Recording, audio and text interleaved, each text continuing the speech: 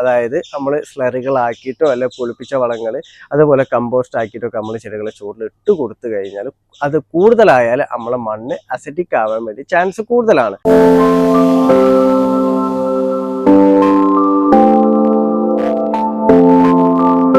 Hi, നമസ്കാരം. ഫാസിലാണ്. എൻ്റെ പുതിയ വീഡിയോയിലേക്ക് എല്ലാവർക്കും സ്വാഗതം. ഞാൻ ഇന്ന് പറയാൻ വേണ്ടി പോകുന്നത്, ഞാൻ അധിക വീഡിയോയിലും പറയുന്നതാണ്. അപ്പോൾ എൻ്റെ വീഡിയോ കാണുന്ന കുറച്ച് സുഹൃത്തുക്കൾ ചോദിച്ചിട്ടുള്ള ഒരു സംശയത്തിൻ്റെ മറുപടിയാണ് ഞാൻ ഈ വീഡിയോയിലൂടെ പറയുന്നത് കേട്ടോ. അപ്പോൾ വലിയ വീഡിയോ ഒന്നല്ല, ചെറിയ വീഡിയോ ആണ്. അപ്പോൾ എല്ലാവരും വീഡിയോ മുഴുവനായിട്ട് കാണാൻ വേണ്ടി ശ്രമിക്കുക. അപ്പോൾ സംശയം എന്താണെന്ന് വെച്ചാൽ, ഇപ്പോൾ സ്റ്റാർട്ടിങ്ങിലാഴ്ച കൃഷിയിൽ തുടക്കക്കാരാണ് കേട്ടോ ഈ ഒരു സംശയം കൂടുതലായിട്ട് ചോദിക്കുക. നമ്മളിപ്പോൾ പറഞ്ഞിട്ടില്ലേ, ചെടികൾ നട്ട് കഴിഞ്ഞാൽ ആദ്യ ഘട്ടങ്ങളിൽ നമ്മൾ നൈട്രജൻ കൂടുതൽ അടങ്ങിയിട്ടുള്ള വളങ്ങൾ കൊടുക്കണം. രണ്ടാം ഘട്ടങ്ങൾ എത്തുന്ന ഒരു സമയത്താണെന്നുണ്ടെങ്കിൽ നൈട്രജൻ കുറച്ചിട്ടുള്ള വളങ്ങളാണ് നമ്മൾ കൊടുക്കേണ്ടതെന്നുള്ള കാര്യങ്ങളൊക്കെ. അപ്പോൾ അതിൽ കുറച്ച് പേര് ചോദിച്ചിട്ടുള്ളതാണ്, ഈ നൈട്രജൻ കണ്ടന്റ് അടങ്ങിയിട്ടുള്ള വളങ്ങൾ എങ്ങനെയാണ് മനസ്സിലാക്കുക, അതെങ്ങനെയാണ് നമ്മൾ ചെടികൾക്ക് കൊടുക്കുക, നമുക്ക് കിട്ടുക എന്നുള്ള കാര്യത്തിനൊക്കെ. അപ്പോൾ നമുക്ക് വളങ്ങൾ കൊടുക്കുന്നതിൽ ഏറ്റവും ഈസി ആയിട്ട് കൊടുക്കാൻ പറ്റിയ വളമാണ് നൈട്രജൻ കണ്ടന്റ് അടങ്ങിയിട്ടുള്ള വളങ്ങൾ. കാരണം എന്താ വെച്ചാൽ, അതിന് ഒന്നാമത് തന്നെ പറയാന്നുണ്ടെങ്കിൽ നമ്മളെ വീട്ടിലും പറമ്പിലും ഒക്കെ ഉള്ള എല്ലാതരം പച്ചില വളങ്ങളിലും നൈട്രജൻ കണ്ടന്റ് കൂടുതലായിട്ട് അടങ്ങിയിട്ടുണ്ട്. അപ്പൊ നൈട്രജൻ കണ്ടന്റ് മാത്രമല്ല അതിൽ അടങ്ങിയിട്ടുള്ള മറ്റു കണ്ടന്റും അടങ്ങിയിട്ടുണ്ടെങ്കിലും നൈട്രജൻ കണ്ടന്റ് ആണ് ഈ പച്ചിലയിലൊക്കെ അടങ്ങിയിട്ടുള്ളത്. അപ്പൊ നമ്മളെ മുറ്റത്തൊക്കെ ഉള്ള അടിക്കാടുകളൊക്കെ നമുക്ക് പറിച്ചിട്ട് കമ്പോസ്റ്റ് ആക്കിയിട്ട് ചെടികൾക്ക് ഇട്ട് കൊടുക്കാം. അതേപോലെ സ്ലറികളാക്കിയിട്ട് നമുക്ക് ഇട്ട് കൊടുക്കാം. ഇനി അല്ലാന്നുണ്ടെങ്കിൽ ചുവട്ടിൽ തടം രൂപത്തിലാക്കിയിട്ടും നമുക്ക് പച്ചിലകൾ ഇട്ട് കൊടുക്കാം. അപ്പൊ എല്ലാതരം പച്ചിലകളും, ഇപ്പോൾ വാഴൻ്റെ ആയിക്കോട്ടെ, എല്ലാം നമുക്ക് ഇട്ട് കൊടുക്കാം. അപ്പൊ നൈട്രജൻ കണ്ടന്റ് കൂടുതൽ അടങ്ങിയിട്ടുള്ള പച്ചില വളങ്ങളാണ് നമ്മളെ സീമക്കൊന്നന്റെ ഇലയൊക്കെ എന്ന് പറഞ്ഞാൽ നൈട്രജൻ കണ്ടന്റ് കൂടുതലായിട്ടുള്ള. അതേപോലെ തന്നെ നമ്മളെ കണിക്കൊന്നന്റെ ഇല, എല്ലാതരം പച്ചില വളങ്ങളും നമുക്ക് സ്ലറി ആക്കിയിട്ട് ഇട്ട് കൊടുക്കാം. അതേപോലെ ചുവട്ടിൽ ഇട്ട് കൊടുക്കാം. കമ്പോസ്റ്റ് ആക്കിയിട്ടും നമുക്ക് ചെടികൾക്ക് ഇട്ട് കൊടുക്കാൻ പറ്റുന്നതാണ് കേട്ടോ. ഇങ്ങനെ നമ്മൾ കൊടുക്കുന്നതിലൂടെ നമ്മൾ ചെടികൾക്ക് നൈട്രജൻ മാത്രമല്ല കിട്ടുക, മറ്റു ഫോസ്ഫറസും കിട്ടും, പൊട്ടാഷ്യം കിട്ടും, അതേപോലെ തന്നെ ഉപമൂലകങ്ങളും ചെടികൾക്ക് കിട്ടുന്നതാണ് കേട്ടോ. അടുത്ത മാർഗങ്ങൾ എന്ന് പറഞ്ഞാൽ എല്ലാവർക്കും അറിയുന്നതാണ് ചാണകം, പച്ചച്ചാണകം കലക്കി ഒഴിച്ചു കൊടുക്കുക. അതിലൊക്കെ നൈട്രജൻ കണ്ടന്റ് കൂടുതൽ അടങ്ങിയിട്ടുള്ളതാണ്. അതേപോലെ ചാണകപ്പൊടി ഇട്ട് കൊടുക്കാം. അപ്പോൾ ആട്ടിൻകാഷ്ട ആണെന്നുണ്ടെങ്കിൽ അത് കമ്പോസ്റ്റ് ചെയ്ത് നമുക്ക് ഇട്ട് കൊടുക്കാം. കോഴിക്കാഷ്ട ആണെന്നുണ്ടെങ്കിലും നമുക്ക് കമ്പോസ്റ്റ് ചെയ്ത് നമ്മൾ ചെടികൾക്ക് ഇട്ട് കൊടുക്കാം. കാരണം കോഴിക്കാഷ്ടത്തിലൊക്കെ നൈട്രജൻ കിട്ടുന്ന കൂടി തന്നെ മറ്റു മൂലകങ്ങളും ചെടികൾക്ക് കിട്ടുന്നതാണ് കേട്ടോ. അപ്പോൾ ഇപ്പോൾ പച്ചച്ചാണകമൊക്കെ അധികം ആൾക്കാർക്കും കിട്ടൂല. കാരണം ഇപ്പോൾ സിറ്റിയിലൊക്കെ ടൗണിലൊക്കെ ഉള്ളവരാണെന്നുണ്ടെങ്കിൽ പച്ചച്ചാണകം കിട്ടൂല. പക്ഷെ അവർക്ക് ചാണകപ്പൊടി വാങ്ങാൻ വേണ്ടി കിട്ടും. വളം കടകളിലൊക്കെ ചാണകപ്പൊടി നമുക്ക് വാങ്ങാൻ കിട്ടുന്നതാണ്. 5 കിലോന്റെ ബാഗിന് 60 റുപ്യക്ക് വിൽക്കുന്നവരുണ്ട്, 80 റുപ്യക്ക് വിൽക്കുന്നവരുണ്ട്, 100 റുപ്യക്ക് വിൽക്കുന്നവരുണ്ട്. അപ്പോൾ പല രീതിയിലും പല കമ്പനിയിലും പല രീതിയിലായിട്ട് വില വരുന്നത്. അപ്പോൾ അങ്ങനെയൊക്കെ വാങ്ങിയിട്ട് നമ്മൾ ചെടികൾക്ക് നൈട്രജൻ കണ്ടന്റ് അടങ്ങിയിട്ടുള്ള വളങ്ങൾ നമുക്ക് കൊടുക്കാൻ വേണ്ടി പറ്റുന്നതാണ്. അടുത്തൊരു മാർഗം എന്ന് പറഞ്ഞാൽ നമ്മളെ പിണ്ണാക്ക് വളങ്ങളാണ് കേട്ടോ. അപ്പോൾ തേങ്ങാ പിണ്ണാക്കാണെങ്കിലും കടലപ്പിണ്ണാക്കാണെങ്കിലും നമുക്ക് പിണ്ണാക്ക് വളങ്ങളിൽ നൈട്രജൻ കണ്ടന്റ് കൂടുതലായിട്ട് അടങ്ങിയിട്ടുണ്ട്. അപ്പോൾ പിണ്ണാക്ക് വളങ്ങൾ ഇപ്പോൾ എല്ലാ സമയത്തും നമുക്ക് പൊടിച്ചിട്ട് നമ്മൾ ചുവട്ടിൽ ഇട്ട് കൊടുക്കാൻ വേണ്ടി പറ്റില്ല. കാരണം ഉറുമ്പ് ശല്യം കൂടാൻ വേണ്ടിയിട്ട് ചാൻസ് കൂടുതലാണ്. അപ്പോൾ പിണ്ണാക്ക് വളങ്ങൾ നമ്മൾ കൊടുക്കുന്നത് എപ്പോഴും സ്ലറികളാക്കിയിട്ട് കൊടുക്കുന്നതാണ് നല്ലത്. അപ്പോൾ പിണ്ണാക്ക് വളങ്ങളും നമുക്ക് കിട്ടാൻ വേണ്ടി എളുപ്പമാണ് കേട്ടോ. അപ്പോൾ വളം വിൽക്കുന്ന കടകളിലും പിണ്ണാക്ക് വളങ്ങൾ നമുക്ക് കിട്ടും. അതേപോലെ തന്നെ ഇപ്പോൾ പലചരക്ക് കടകളിൽ നിന്നൊക്കെ നമുക്ക് പിണ്ണാക്ക് വാങ്ങാൻ വേണ്ടിയിട്ട് കിട്ടും. അപ്പോൾ ഈ രൂപത്തിൽ നമുക്ക് നൈട്രജൻ കണ്ടന്റ് ചെടികൾക്ക് കൊടുക്കാൻ വേണ്ടി പറ്റുന്നതാണ്. ഇനി അടുത്തൊരു മാർഗ്ഗമാണ് നമ്മളെ ചായപ്പൊടി, തേയില ചണ്ടി ഉണ്ടല്ലോ. അപ്പൊ തേയില ചണ്ടിയിൽ നൈട്രജൻ കണ്ടന്റ് കൂടുതലായിട്ട് അടങ്ങിയിട്ടുണ്ട്.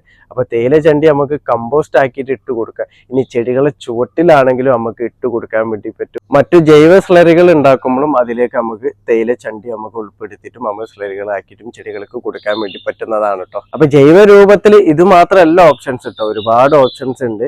അപ്പൊ ഞാനിത് പറഞ്ഞത് എന്താ വെച്ചാൽ, ഇത് നമുക്ക് പെട്ടെന്ന് തന്നെ ചെടികൾക്ക് കൊടുക്കാൻ വേണ്ടി നമുക്ക് വാങ്ങാൻ കിട്ടുന്നതല്ല, നമ്മളെ പരിസരത്തുള്ളതുമായിട്ടുള്ള കാര്യങ്ങളായതിനെ കൊണ്ടാണ് ഇത് മാത്രം ജൈവ രൂപത്തിൽ ഞാൻ പറഞ്ഞത്. ഇനി രാസരൂപത്തിലാണെന്നുണ്ടെങ്കിൽ നമുക്ക് നൈട്രജൻ കണ്ടന്റ് 46% അടങ്ങിയിട്ടുള്ള യൂറിയ വളം നമുക്ക് ചെടികൾക്ക് കൊടുക്കാം.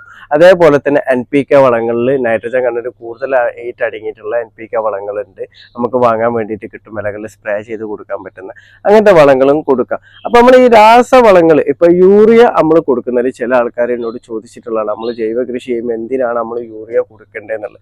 അപ്പൊ ശരി തന്നെയാണ്, യൂറിയ ഒരു രാസവളം തന്നെയാണ്. യൂറിയ എപ്പോൾ നമ്മൾ ചെടികൾക്ക് കൊടുക്കണമെന്ന് ഞാൻ ഒരു കാരണവശാലും ഞാൻ പറയുന്നില്ല. അപ്പൊ യൂറിയ കൊടുക്കേണ്ട ഒരു സാഹചര്യം ഉണ്ട്. അത് വെച്ചാൽ നൈട്രജൻ അളവ് നല്ല രീതിയിൽ ചെടികളിൽ കുറഞ്ഞിട്ട് നൈട്രജന്റെ അഭാവം ചെടികൾ കാണിക്കുന്ന ഒരു സ്റ്റേജ് ഉണ്ട്. ആ ഒരു സമയത്ത് നമ്മൾ ജൈവ രൂപത്തിൽ നമ്മൾ വളങ്ങൾ ഇട്ട് കൊടുത്താൽ ചെടികൾക്ക് അത് പെട്ടെന്ന് വലിച്ചെടുക്കാൻ വേണ്ടി പറ്റണമെന്നില്ല. അപ്പൊ നമ്മൾ പെട്ടെന്ന് അതിന്റെ റിസൾട്ട് കിട്ടൂല.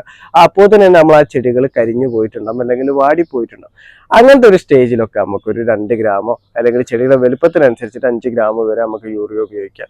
1 ലിറ്റർ വെള്ളത്തിൽ മിക്സ് ചെയ്തിട്ട് നമ്മൾ ഇലകളിൽ സ്പ്രേ ചെയ്ത് കൊടുത്താൽ അന്ന് വൈകുന്നേരം ആകുമ്പോൾ തന്നെ അതിന്റെ റിസൾട്ട് നമുക്ക് ആ ചെടികളിൽ നിന്ന് പെട്ടെന്ന് കാണാൻ വേണ്ടി പറ്റും. കാരണം എല്ലാവർക്കും അറിയാം, ഫോളിയർ ആപ്ലിക്കേഷൻ വഴി നമ്മൾ ചെടികൾക്ക് വളങ്ങൾ കൊടുത്തു കഴിഞ്ഞാൽ ചെടികൾക്ക് അത് പെട്ടെന്ന് വലിച്ചെടുക്കാൻ വേണ്ടി പറ്റും. അപ്പൊ അങ്ങനത്തെ ഒരു സാഹചര്യത്തിൽ നമുക്ക് യൂറിയ കൊടുക്കാൻ വേണ്ടിയിട്ട് പറ്റും. ഇനി രണ്ടാമത്തെ ഒരു സാഹചര്യം എന്ന് പറഞ്ഞാൽ നമ്മളിപ്പോൾ നഴ്സറികളിൽ നിന്നൊക്കെ നമ്മൾ പ്ലാന്റ് വാങ്ങി വെക്കുക എന്നുണ്ടെങ്കിൽ നമ്മൾ മാറ്റി നടല്ലോ. അപ്പോൾ മാറ്റി നട്ട് കഴിയുമ്പോൾ ചെടികൾ ചിലപ്പോൾ കുറച്ച കാലം ഒരു വാടിയ പോലെ കിടക്കും.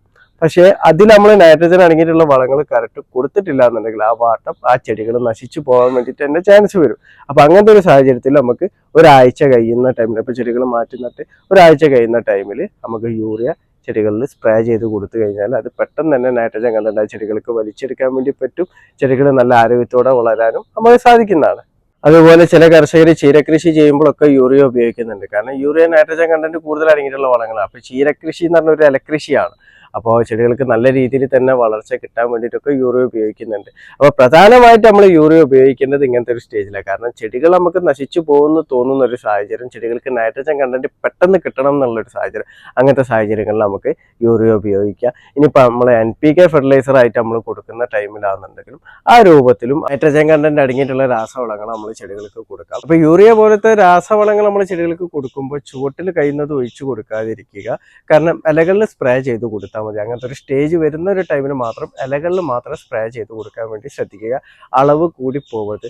കഴിയുന്നത് 2 ഗ്രാം എടുത്താൽ മതി. വലിയ പ്ലാന്റ് ഒക്കെ ആണെന്നുണ്ടെങ്കിൽ മാത്രം 5 ഗ്രാം എടുത്തിട്ട് നമ്മൾ ഇലകളിൽ സ്പ്രേ ചെയ്ത് കൊടുത്താൽ മതി കേട്ടോ. ഇനി ഞാൻ പറയാൻ വേണ്ടി പോകുന്നത്, നമ്മൾ ജൈവ രൂപത്തിലാണെങ്കിലും രാസരൂപത്തിലാണെങ്കിലും നൈട്രജൻ കണ്ടന്റ് കൂടുതലായിട്ട് അടങ്ങിയിട്ടുള്ള വളങ്ങൾ നമ്മൾ ചെടികൾക്ക് കൊടുത്തു കഴിഞ്ഞാൽ, അതായത് നമ്മൾ സ്ലറികളാക്കിയിട്ടോ അല്ലെങ്കിൽ പുളിപ്പിച്ച വളങ്ങൾ അതുപോലെ കമ്പോസ്റ്റ് ആക്കിയിട്ടൊക്കെ നമ്മൾ ചെടികളെ ചൂടിൽ ഇട്ട് കൊടുത്തു കഴിഞ്ഞാൽ അത് കൂടുതലായാൽ നമ്മളെ മണ്ണ് അസിഡിക് ആവാൻ വേണ്ടി ചാൻസ് കൂടുതലാണ്. അപ്പം നമ്മളെ മണ്ണ് അസിഡിക് ആയി കഴിഞ്ഞാൽ ഫോസ്ഫറസ് ഒന്നും ചെടികൾക്ക് വലിച്ചെടുക്കാൻ വേണ്ടി പറ്റൂല.